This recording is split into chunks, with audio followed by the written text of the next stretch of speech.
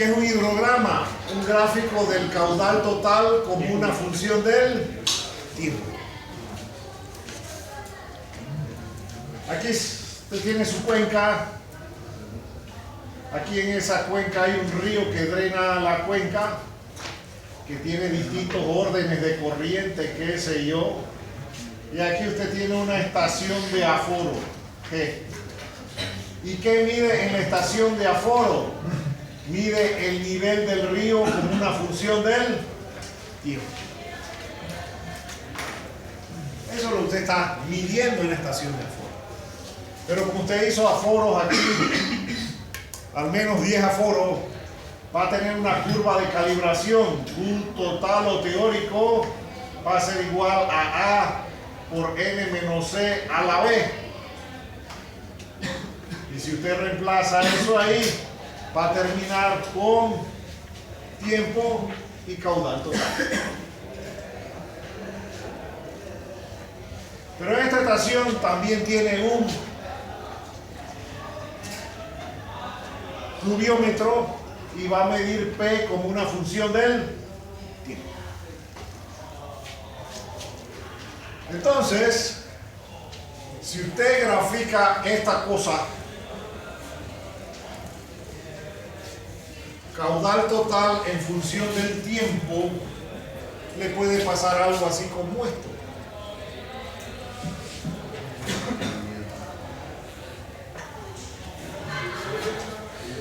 Y el caudal no es constante, el caudal varía con el tiempo porque el flujo es inestable o transitorio. Ya no podemos asumir nada de eso de flujo uniforme, flujo permanente, porque para que sea uniforme el flujo tiene que ser constante. Y aquí el caudal es de todo menos constante. Si el caudal fuera constante, ¿qué tendríamos aquí? Una línea recta horizontal. Pero ese caudal va variando porque tan pronto como llueve sobre la cuenca, la reacción es que eso se va a mover como escorrentía superficial, va a llegar al río y el caudal va a subir. Y tenemos una crecida en el río. Y si los volúmenes de lluvia son muy grandes, entonces la crecida se convierte en inundación cuando se excede la capacidad de almacenamiento de agua del canal o del cauce y se desborda el agua. No toda lluvia produce inundación, pero toda lluvia sí produce una reacción en el río que es una crecida, que le llamamos folclóricamente cabeza de agua. Entonces los caudales van a variar. Y si aquí ponemos, por ejemplo, este registro y hacemos un hietograma, pudo haber pasado algo así como lo siguiente. Y esto es I, y esto es T. Y este reloj que tenemos aquí es el reloj con que se registró la lluvia. Y es el mismo reloj con que estamos calculando los caudales. Pero si hacemos una separación de caudales, vamos a poner este más pequeñito aquí.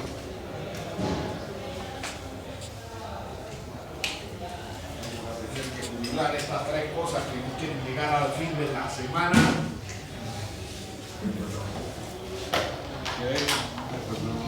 Bien. Y usted hace así.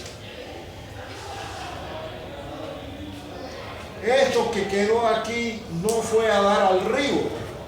Eso se infiltró. Y lo que nos quedó aquí arriba es la precipitación neta o excedente. No confunda precipitación neta o excedente con precipitación efectiva, que son dos animales diferentes. ¿Y qué fue lo que dijimos? Que la lluvia total que cayó va a ser igual a R más F, o que es lo mismo, P menos F va a ser igual a R, pero a esto le llamamos precipitación neta. Y la precipitación neta va a ser igual a la escorrentía directa. Entonces vamos a tener una relación entre precipitación y escorrentía. Cuando lo calculamos en el hietograma, anteriormente le llamé R, pero ahora no le voy a llamar R, ahora le voy a llamar precipitación neta, solo que esto y esto es igual. Ahora vamos a ver por qué le doy un nombre distinto a esto y no lo voy a llamar esto. Entonces obsérvese lo que está pasando aquí. El río no se entera de que está lloviendo hasta este momento. Cuando queda una precipitación excedente es que el río empieza a reaccionar. La lluvia empezó aquí, pero la respuesta del río empezó aquí. Y esta agua que cayó aquí, toda se infiltró en el suelo y no quedó nada en la superficie. A eso se le llaman las condiciones antecedentes. Entonces a veces, si esto por ejemplo fue 1 hora, vamos a tener que cambiar el reloj T'. Y esto de ajustar el reloj a este punto, que es el inicio de R, cuando la escorrentía llega al río, es un lío. ¿Cómo calculamos T'? Bueno, T' sería T menos 1. Porque hay que cambiar el reloj de este 0 a este 0 de aquí para analizar el caudal. Estas condiciones antecedentes no me interesan. Y llovió, pero la lluvia no llega de manera instantánea hasta este punto. Todavía el caudal sigue creciendo y después va a disminuir hasta que llega un momento en que todo esto salió. Y ahí vamos a tener un punto de inflexión. Y ese punto de inflexión es el fin de R. La lluvia terminó antes. La escorrentía directa no coincide con el final de la lluvia. Y desde aquí hasta acá vamos a tener un periodo que se llama recesión. Y este tramito de aquí es la recesión de las condiciones anteriores. Esas son condiciones antecedentes. Y en este periodo de recesión, el caudal total es igual al caudal base. Porque recuérdense que el caudal total es igual al caudal directo más el caudal base. Este es el aporte de R y este es el aporte de G. Pero si ya toda el agua que cayó de la lluvia salió del sistema, esto desapareció y el caudal total va a ser igual únicamente al aporte del agua subterránea.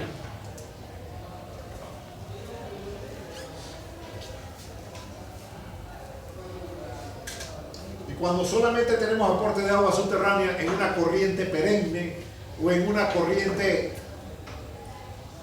efímera en la estación lluviosa, después que se recargó el suelo y ya empezó a salir esto, entonces entramos en recesión y el río tiene caudal aunque no esté lloviendo,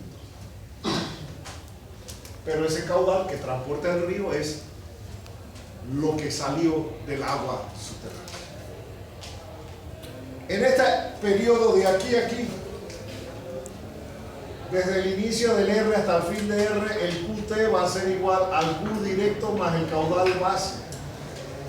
Y tenemos que separar los dos caudales.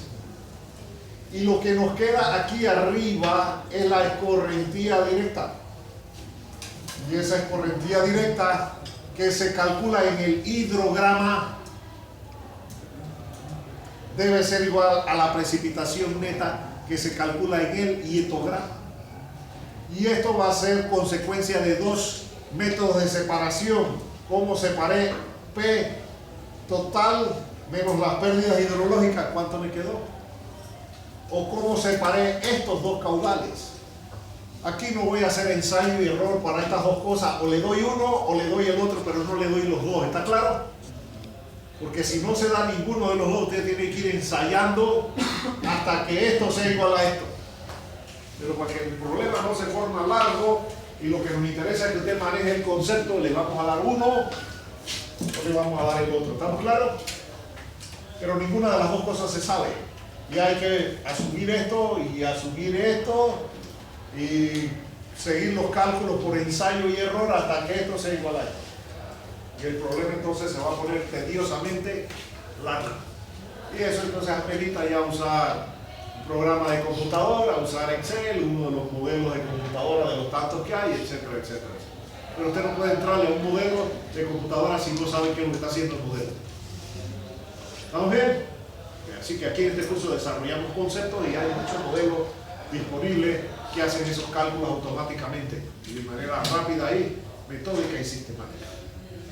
Pero aquí nos interesa que usted maneje los conceptos. Entonces, aquí pudo haber venido otra lluvia. Aquí vino otra lluvia, qué sé yo, la lluvia hizo así.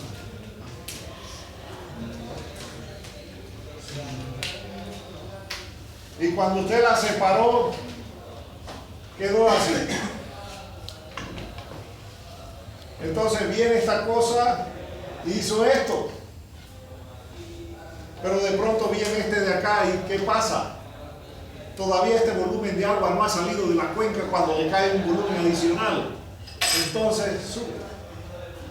Aquí hay traslapes. Porque este punto, si esto sigue aquí, aquí sería la recesión. Aquí empezaría la recesión. Por acá estaría el punto de inflexión este de aquí. Y resulta ser que este nuevo lluvia llega al río antes de que este haya salido y se traslapa o se superpone. Nosotros en este curso no vamos a ver traslapes. Solamente vamos a ver eventos simples de lluvia. Y un evento simple de lluvia va a estar formado por un segmento ascendente, un segmento de la cresta, un segmento descendente y recesión. Cuando la recesión desaparece, estas dos lluvias se traslapan. Y véase que el volumen de agua que cayó aquí a lo mejor es más chiquito que acá, pero alcanzó un caudal máximo mayor, porque este volumen se superpuso con este y sus efectos se sumaron. Así que estos traslapes, ya las lluvias son más complicadas, los conceptos son un poco más sofisticados, los cálculos son más laboriosos desde el punto de vista matemático, y como en este curso nada más queremos que manejen conceptos, nos vamos a limitar a analizar esta situación.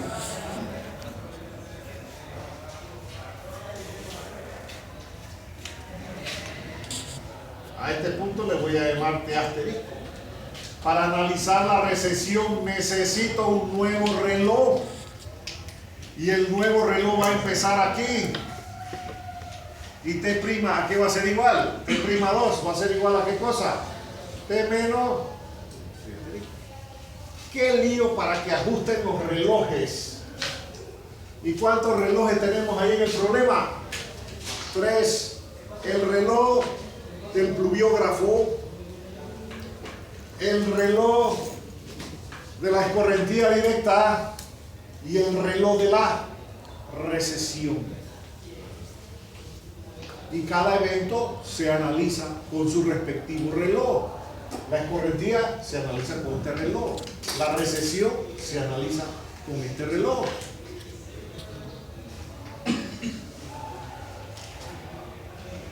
Y si nosotros quitamos esas cosas, podemos hacer un gráfico de escorrentía directa que va a ser así, con el reloj de esto, y podemos ajustar la lluvia aquí y meta con este reloj, y descartamos las condiciones antecedentes porque no produjeron escorrentía.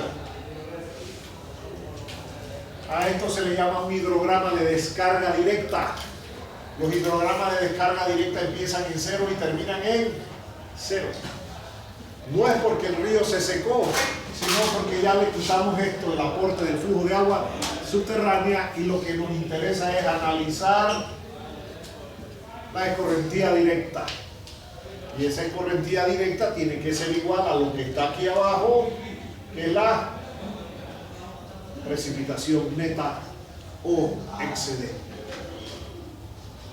Las formas de los hidrogramas van a depender de una serie de elementos como son el patrón e intensidad de la lluvia.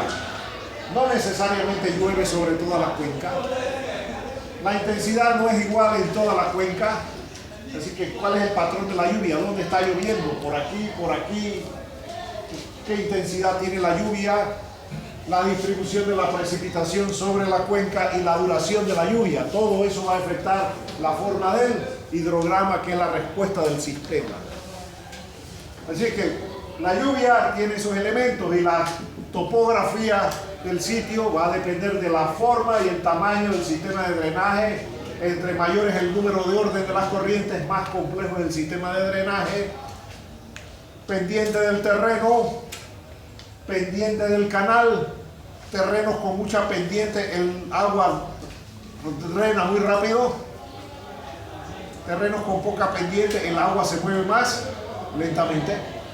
Va a depender de cuánta agua se retiene en la cuenca, cuánta agua se infiltra en la cuenca, el uso del suelo, la vegetación del suelo, etcétera, etcétera, etcétera. Así que muchos factores van a afectar este hidrograma, que es la respuesta del sistema aquí en el punto donde estoy midiendo los niveles que me permiten obtener los caudales, pero recuérdense que estos caudales son valores promedios que corresponden a onda cinemática, porque el flujo para un mismo nivel durante el ascenso y durante el descenso no es igual, pero trabajamos con compensaciones de excesos y defectos. Durante el ascenso vamos a tener un excedente y durante el descenso vamos a tener un déficit, y compensamos ese excedente con el déficit y más o menos vamos a trabajar con caudales promedios que corresponden a la curva de onda cinemática. Por ejemplo, el caudal que vamos a registrar va a ser directamente el caudal directo. Y esto no va a existir si el nivel freático está por debajo del fondo del río. Y vamos a obtener directamente aquello. Y a veces en condiciones teóricas se presentan algunas cosas como la siguiente.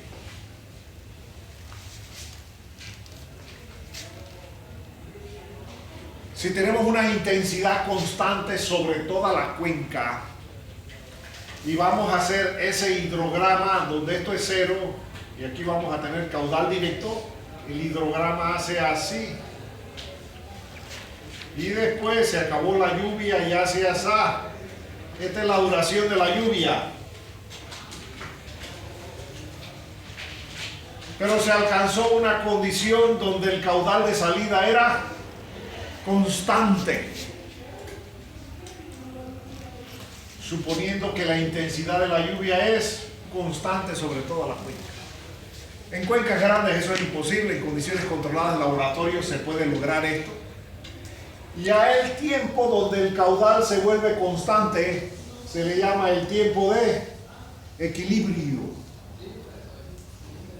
Y ese tiempo de equilibrio es igual al tiempo de concentración que se usa en la fórmula A entre B más TC.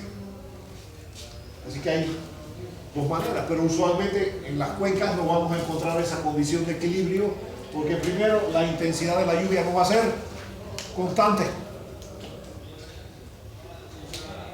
Y dos, si aparece esto, ya no va a ocurrir esto. Entonces, usualmente para que se alcance esta condición, la duración de la lluvia tiene que ser mayor que el tiempo de equilibrio. Y véase que tenemos un caudal máximo constante, pero aquí el caudal máximo solamente ocurre ¿dónde? En un instante. Y si el caudal máximo solamente ocurre en un instante es porque no se dio esa condición de equilibrio, porque usualmente esto era variable y porque teníamos ese aporte de aquí. En el río vamos a tener algunas cosas.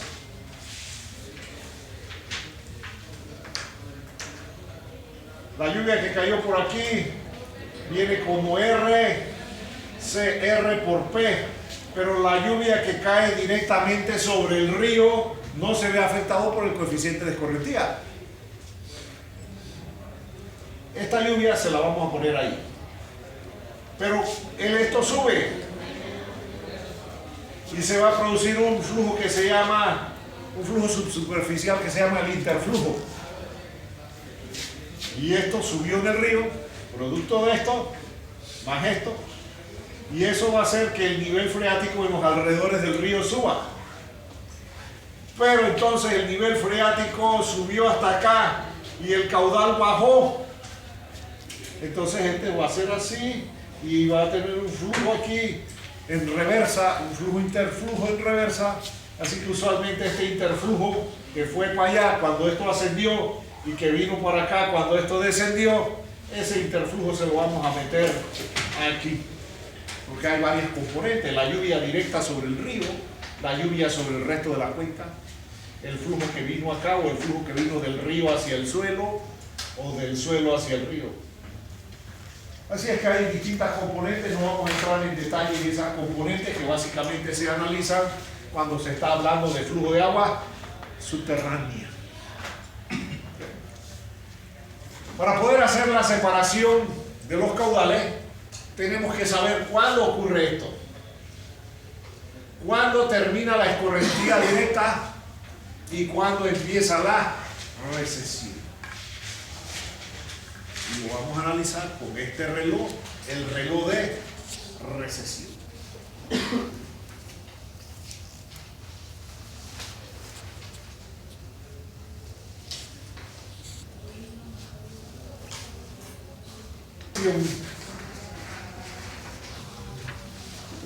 Tenemos que QT va a ser igual a Q sub 0 por el exponencial de menos K por T primado.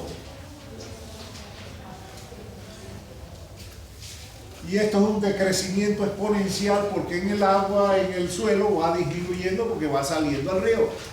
Así que el caudal va disminuyendo y eso lo sabemos todos porque ¿qué pasa con el caudal en los ríos en la estación seca?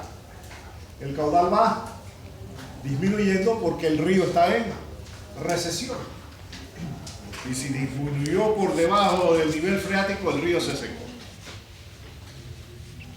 Pero es típico en la estación seca, cuando no hay aporte de lluvia, el caudal en el río va disminuyendo, así que esos caudales se pueden expresar como un decrecimiento exponencial.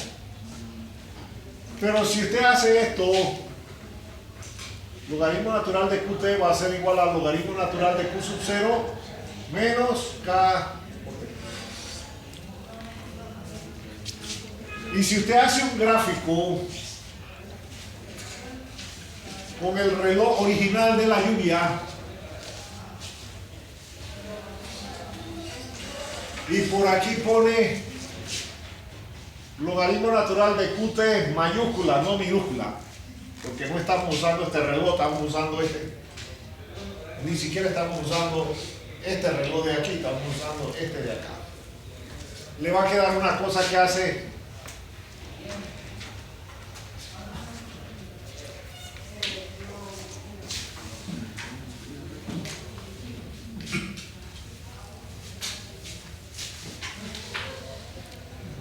para este. ¿Y esto qué es? Es una línea recta.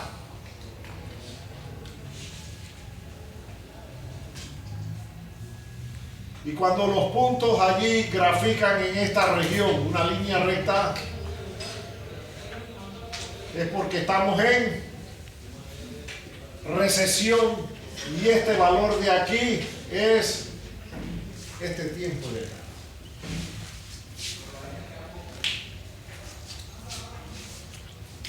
Y ya podemos ajustar nuestro reloj aquí de T' al inicio de la recesión, y ahí empieza el cero.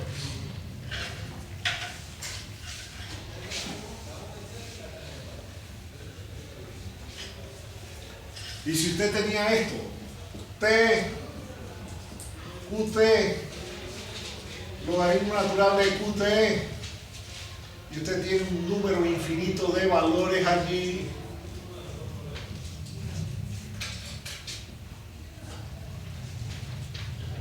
de pronto usted va a tener que este T de aquí es el T asterisco y este QT es igual al Q sub 0. Y usted va a sacar aquí un nuevo reloj que va a ser T menos esto, raya, raya, raya, raya, raya, 0. Y con estos nuevos tiempos de aquí y estos valores de acá, corre este modelo. Ahora, de aquí para abajo, ¿qué es lo que va a tener? Ahora esto se convierte en QT. Y esto de aquí, descartó todo eso. Descartó todo lo que había de aquí para atrás. Ignoró todo esto. Y ahora lo que tiene es QT y T'2. Y usted corre ese modelo. QT igual a Q sub 0 por el exponencial de menos KT2. ¿Y qué modelo tiene? Un modelo exponencial. Y es igual a A por E a la BX. Donde esto de aquí sería X y esto de aquí sería Y. Y la máquina que le devuelve el valor de A y el valor de B. Y B es igual a menos K y A es igual a Q sub 0. Pero usualmente este de aquí y este de acá no van a ser iguales, van a ser muy aproximados. ¿Y por qué van a ser aproximados? Porque este valor es teórico y este valor es durante el descenso. Así es que a medida que se va acercando la recesión, la diferencia entre los dos valores va disminuyendo. Pero a veces el estudiante no descarta esto y hace esto con este reloj. ¿Y qué le encuentra el modelo? Lo que le encuentra es ese punto de allá. Pero este punto no pertenece a la recesión. Y eso es cuando hace regresión con este reloj.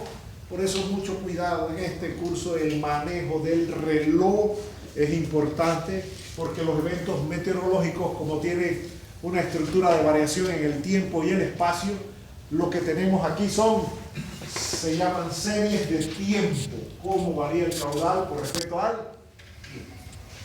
Pero ¿cuántos relojes puedo usar? Buco de tarantantán. Aquí usualmente estamos mencionando 3 relojes. El reloj desde el inicio de la lluvia. El reloj desde el inicio de la escorrentía directa. El reloj desde el fin de la escorrentía directa que coincide con el inicio de la recesión. El fin de la escorrentía directa coincide con el inicio de la recesión.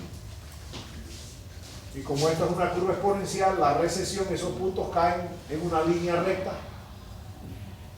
Y si nada más va a analizar recesión, a usted no le interesa nada de esto, desde aquí hasta acá, y por eso tiene que ajustar el reloj aquí. Y los ajustes son fáciles. Eso es igual a T menos T asterisco. Los ajustes del reloj son relativamente simples. Pero qué lío para manejar el reloj en este curso. Y son series de tiempo. Todo está indexado a el tiempo. ¿En qué instante está ocurriendo esos eventos? ¿Okay? Muy bien.